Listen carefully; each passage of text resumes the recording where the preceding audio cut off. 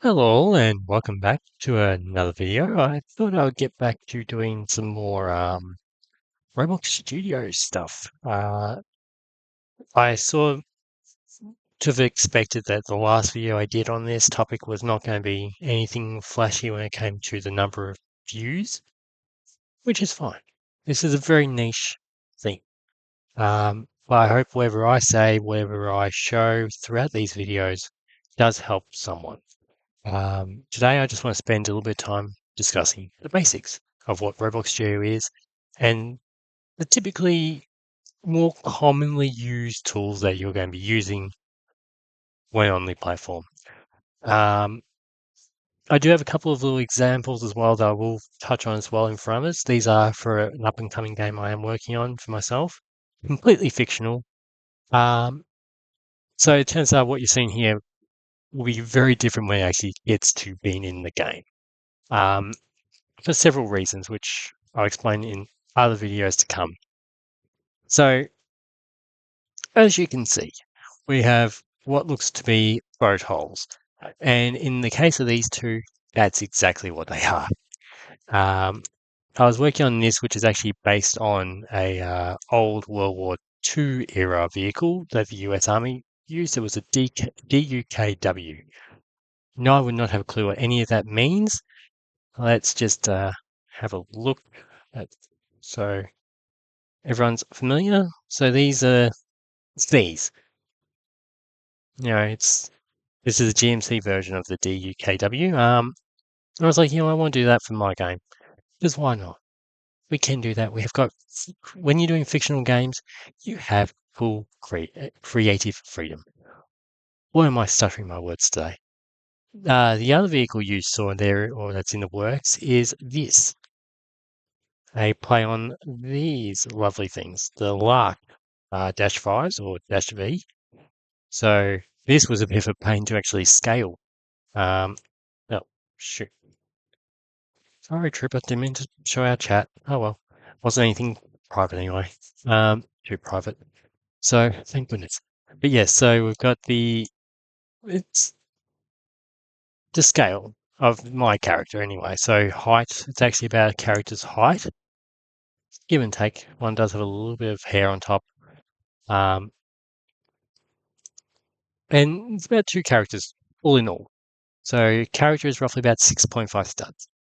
At least mine is. And the characters I've played around with. Blocky characters might be a little bit smaller than that. So that will be one of the key things I'll discuss in future videos. Uh, but while we're looking at this, before I talk about the basics, and something that I do have happen to me a lot, other devs maybe less, some even probably more. But when you're working on something, you might actually find you will come up with something else with that build. For example, this will be the DUKW, but I can already see that I could turn that into a cargo boat of some description, or I can turn that into some form of, riverboat or whatever. And then in trying to make the behemoth lark, I was like, oh shoot, how can I make it? How can I make it? In this curve and whatever. And I was like, well, I wound up with this boat hole, which is a bit more narrow. So you find if you wind up with these little things, consider them happy accidents, as Bob Ross used to say. They're happy little accidents. Find another purpose, and you will. So with that little bit out of the way, uh, do, do, oh, don't think I touched anything. Good. Okay, so now to the basic tools that I use at least. Some will use different tools. You'll probably find you'll need something that I'm not using, that someone else is more proficient in. That's all good. Um, there is countless other videos out there, so don't be afraid to obviously watch someone else's content. I'm not one of those YouTubers. So you got your main select tool, which literally is that. The move tool, as we can establish left and right, side to side, and front and back. I know I really did screw up. I didn't actually, let's actually try that again. So put him nice in center with us. Hello, me. So up and down, left and right, forward and back. So typical move tool as you'd expect. If you're wanting something a bit more specific, you can use Control L, although it doesn't really count on this occasion because, well, he's perfectly aligned on every axis. So I'll have to find another way to show that tool off in the future, or that setting. Scale, this just means we can make him really big, small. I don't really want to scale you up and down too much, so we'll just grab another part. Scale, well, actually, let's address that. You'll find certain things like if you create a model, and I'm just going to use a random one here, this one will do. You'll find when you have a model, scaling is a bit different. So just be aware of that. It will rescale the entire model. If you want to scale a specific part, then you're going to get a very different result. For example, you can do each axis. So just bear that in mind when you are scaling that. It's just, there we go, putting back there. Um, just be very careful when you're scaling um, to accommodate for those matters. There are plugins, which I will discuss in another video and give you some of my favorites that I typically work with.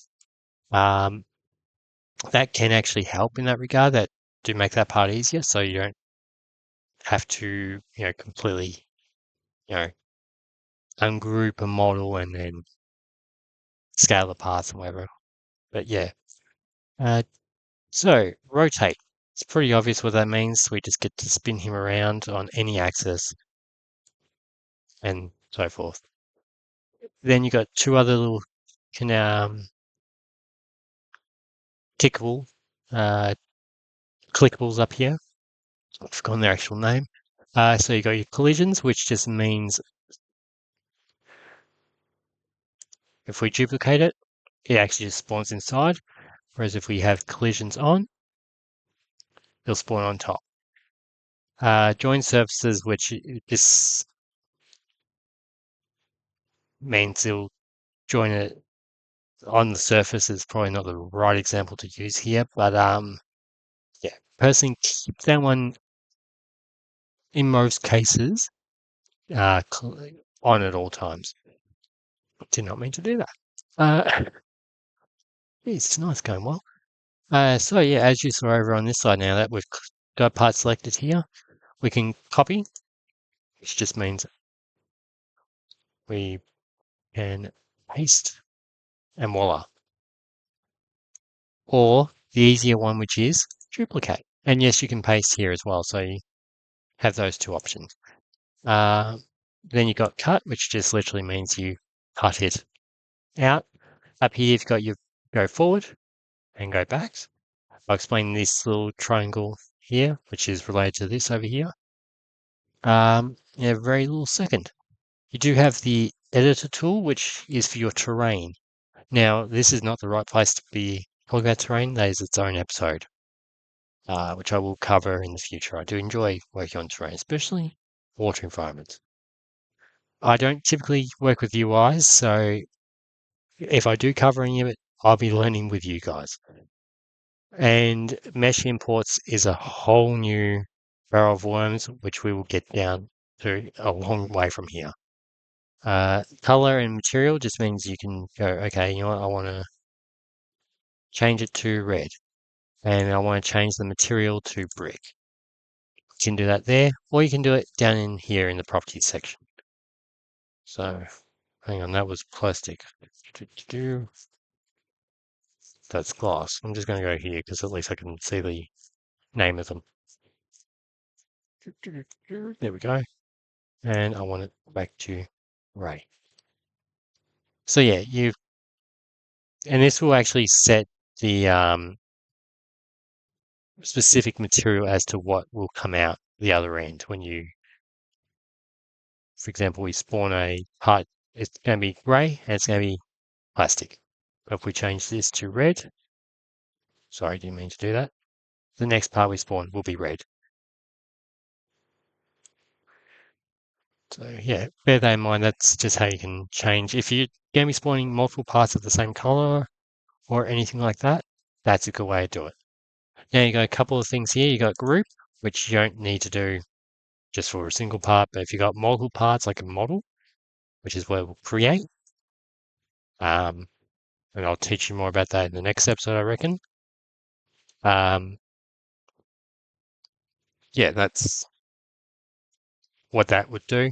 And you can also group as a folder if we click the little tag down here. And as you can see, there's some shortcuts you can use, or it's gone what they're called, sorry. I'm really not performing my top game here. And then you got your lock tool, which just means you can lock a part to where it is, or you can, of course, unlock it. So it just means it can be either selected or, hang on. So yeah, if it's locked, it will not be movable. And from my understanding, you can't actually click on a locked part either. Let's put that to the test. Yeah, there we go. And when it's unlocked again, which again, you can do all this in the properties section of each part. I will get into the working with the properties later on. But yeah, it gives you the idea. So you got, and then a very crucial thing if you don't want parts to be dropping out of the sky, anchor. Anchor them. Because otherwise it's going to be chaos. And I will show you chaos. We'll just, because I don't know how well it's going to perform in this one. So we'll use the play here, which is the best option for most cases when you want to spawn into a specific spot. You can see that part is not anchored, so it's just going to go flying around the entire map when we...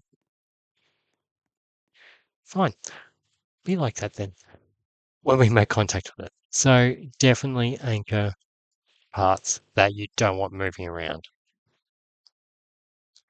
Model, which again, it just adds, it's pretty much everything we've covered so far. You got your parts section here, your main tools. We do have transform, which allows you to manipulate certain objects. So I'll just select. Did I accidentally lock that? Who's going to say I locked it? Yep. I'm just going to check I didn't lock him as well.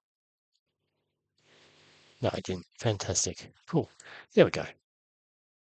So we'll just be able to manipulate the part a bit more randomly like so.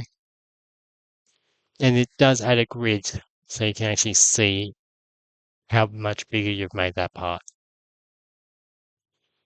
And you can change the face in which you're looking at. So yeah, I don't typically use this tool. Some prefer it more than others. And I don't typically use the the physical settings. I only use geometry or geometric. Now, you've got under the model category, you've also got your snapping, which you can change to be more precise or to be, if you want to be on a specific angle and you know that angle already, you can easily change it there. And just we'll change it to 22.5, for example. It will only lock at those points. So you get slightly more rigid, or you can do what I've done and go 5.625, and you get a slightly more, gradual option there. The move I don't typically use. I like to have the creative freedom to move as I so please, but you can set to move at so many studs. As I said, I just don't use it. This pivot tool allows you to change where the center of mass is. So, for example, if you want lower, higher, out to the sides, you can change it using that. You can also reset it, and it's also a snap, so it's not free flowing. So we'll just reset it, and there we go. Then over here, which we won't cover today, is the solid modeling, which is it's a bit more complex, but it allows you to create unions, which is essentially what this is. So that part just became a union, which we can do a little bit more with. Um, in future episodes, we'll really play around with that, but well, I just show with pretty much what you can do scaling typically. So yeah, we'll leave that for next episode. I think we'll get into that. These are a whole headache of different things you will have to, not have to, but most of these you will need to learn. Some of them I haven't yet learnt, and I've been on here for a very long time. So your effects, these just like you can add fire, you can add smoke, you can add all those. That's where you get them. Spotlight, surface light. So yeah, point lights. Ooh. Spawn. If you just want a spawn, now you can get into the nitty-gritties of spawns. We're not doing that here and now. This is just a quick coverall. Um, you can have team spawn, so if you want to have a blue and red team, you can have that. Insert object. This means you can insert any object down here, like if you got an accessory or something like that you want to insert. Here is that place for it. Model.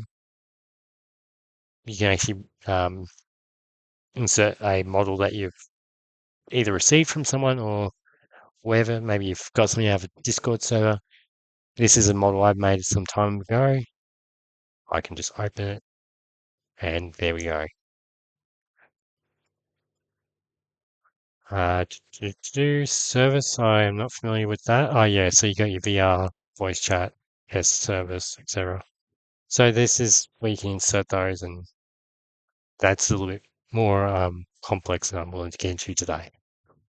Collision groups, never actually play with it. So again, I think it'll be one of those things we'll be learning together. And then you got your different scripts. So you got your script, which is just insert a script. You got your local scripts, and then you got your module scripts. There is a difference, I assure you, between each of them. That does have a huge play on uh, how certain things will function and just overall operate in the game. Now here, we're not really going to look at these. These are just to create accessories and accessory fitting tools and whatever. So yeah, you've got those there. Rig builder, I use this frequently because the best way to scale is to a model of a character. But as I was saying before, do be aware these are going to be standard. I've used the R15 versions. You can choose R6. You can choose masculine or feminine. It's up to you. But I'm going to use my avatar for example. You can see the height difference, and we'll use R-through. Yeah. And again, you can see the difference in height. And you know what, let's go for one more, because I think we should. Skin avatar. So yeah, you can even see there's a little bit of difference between the Arthur and skin. So there's, when spawning the characters, you need to be aware of that. Actually, let's see, what's the standard?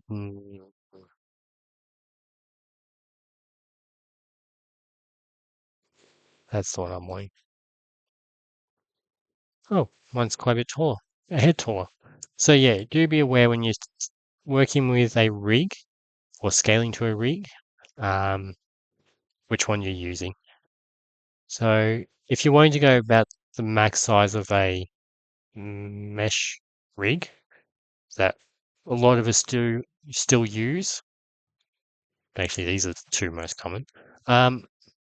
These guys are starting to get a little bit of ground. Uh, as I say, like you can see here, they're about the same. So personally, if you're making a game where you're expecting all sorts of different people to be able to join, where they've got whatever rig they're wanting to use, and you haven't actually specifically set a certain rig for your place, go for the tallest or the widest. And then make sure wherever you've, or better still, just and that way you can scale to both. Uh, but yeah, do bear that in mind if you're gonna have that creative freedom. Mm, the game which I was showing you the votes for before, they're going to use this one or one of these. Um, definitely not using those, so we'll get those out here. But yeah, know what scale, use a scale, and go from there. Yeah, we're not going to talk about animations, but this is where you come to make them. And it just allows you to create scenes, create literally animations. So if you want a door to open and close a certain way, or you want your characters to behave in a certain way, like for example, if you're creating a realistic role play, you might want your characters to be able to do CPR. This is where you can come and create that animation. Avatar scenes just allows you to, well, I mean, create different settings and whatever for your avatars. So, yeah, I don't know what's going on here. Oh, yeah, I do. Ooh, there we go. So, yeah, there we go. Just had to find it. So, yeah, you got different scales, you got different accessories. This is kind of where you can lock it into consistency and whatever. So, I let player's choice because, it's my choice. And then select or import content to get started. So, this just allows you to select and set bodies, clothing, accessories, which again we'll talk about later on. Test. This will allow you to test the server. This will and simulate the servers. You can test in different views. So for the controller, device, you can mute the audio, whatever you need to do there. Here, well, this is just your setup. This allows you to have wireframe rendering it open. Grid, and then show grid or grid material, whatever it is that you want on that side of things. The windows. If you want wind direction, you can see which direction the wind is if you've actually got it on. Uh, full screen or the way I normally do it, it's windowed. Screenshot and video record you can use. Typically, you only ever use screenshot. Most people like myself use OBS if we're going to record something, or Metal is something I know Tripper uses a bit. You got your different tools here, which we'll get into another time, but just a brief look. Asset Manager just allows you to, you know, manage the assets you got in your vehicle, in your place. Toolbox, which is there. What was this one? Object Browser just allows you to find and whatever different browsers, different objects, and they're in your workspace. This is your command, so you can run commands. This one is your script analysis, so it analyzes for errors, warnings, information, hints, etc. And that's for your scripts specifically. This was your output, so it just tells you if you've got an auto recovery file was created, and when that happens. Performance, you can just see the different, like you can see render, memory, video, etc. Task scheduler, I've never actually had to deal with that, so I'll look into that one a bit more myself before I explain it. Script performance, I've never actually worked with. Team create, this allows you to work with other people on the same place. It's a fantastic thing. I'll get into that not next episode, but down the line, very close. So find all, replace all, never have I used it. And I suspect if we were to, let's just go with Rick. No? Oh, yeah, you can see there. Do. This is a terrain again, so you can access like toolbox and terrain here, or you could just do it at the home. So we want to, okay, never use the tags, so I can't explain that one, sorry. Full stack never used or never really worried about it. Your activity history just shows when you published it and that sort of stuff. Um, Watch is, I think, you actually used it, so I can't explain that one either. Jeez. Breakpoints generally, I think, refers to scripts and any um, issues within those scripts. Your assistant, give and take, personally, I don't really use it because it's just not. Selection style, you can use both boundary boxes and outlines. Don't know what the heck that's about. Never used it. This is where your stats are, so you can see your network, stats in general, render, turn them off, physics, just explains all that data for you, and a summary. So I'm hovering around the nice 60 FPS at the moment. My physics is doing bugger all at the moment, so that's not a problem. I've got 3,000 parts and 19 joints, which we will talk about the joints another time. Here is your plugins. Okay, the fun part. So Mage and plugins folder we will get into in a future occasion, but that's essentially to set up your plugins, which in my case are these three here, but there is countless more I'm going to be getting, and there is countless more on top of that that are actually really good tools that maybe I might not use or see the benefit in using, but they are definitely worth looking at for yourselves. And this is I haven't actually looked at the tools section, so I'll have a look the next time. And this one is, yes, you can look for sound, so audios. You've got the audio name, song name, anything like that, creators. So yeah,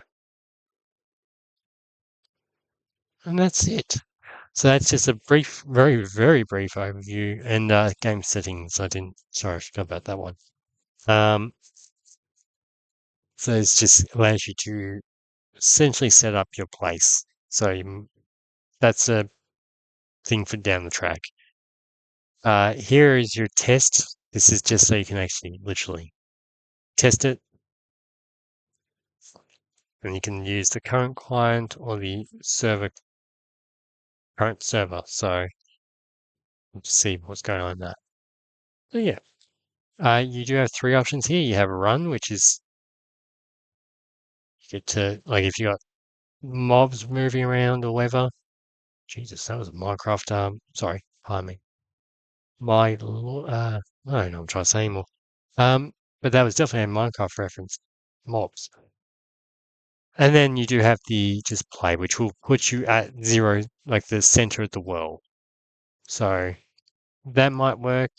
It also will work with any spawns you have in the game.